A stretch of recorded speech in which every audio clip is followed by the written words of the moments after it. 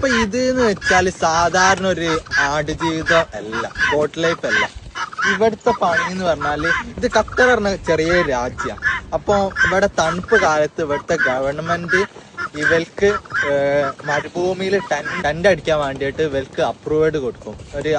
അപ്പൊ ഏകദേശം 6 മാസം ഇവർക്ക് അപ്രൂവ്ഡ് കൊടുക്കും തണുപ്പുള്ള കാലത്ത്. അപ്പൊ ഇവിടെ ടെന്റ് അടിക്കുന്നത് സംഭവമാണിത്. അപ്പൊ ഇവർക്ക് ഇതൊക്കെയാണ് താല്പര്യം. ഇവർക്ക് ചൂടാവുമ്പോ യൂറോപ്യൻ കൺട്രീസിലോ മറ്റ് പലയിടത്തും പോകും. പിന്നെ തണുപ്പ് കാലത്ത് ഇങ്ങനത്തെ മരുഭൂമിയിലൊക്കെ ഡെസേർട്ട് വന്നിട്ട് പാർക്ക് ചെയ്യും.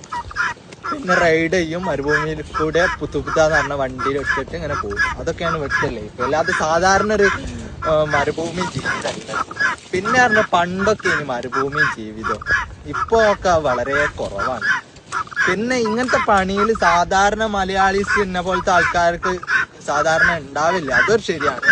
പക്ഷെ ഇത് സാധാരണ മുണ്ടല്ലോടുന്ന് കക്കാന്ന് പറഞ്ഞിട്ട് സാധാരണ ഒരു മരുഭൂമി ജീവിതമല്ല. പിന്നെ എന്നെ പോലത്തെ ഉള്ളൊരു ആൾക്കാര് പൊതുവെ മലയാളികൾ ഇങ്ങനത്തെ പണിക്കൊന്നും ഇപ്പൊ നിലവിൽ ആരും നിൽക്കില്ല. പക്ഷെ ഇത് സാധാരണ പോലത്തെ അങ്ങനത്തെ ഒരു പരിപാടിയല്ല.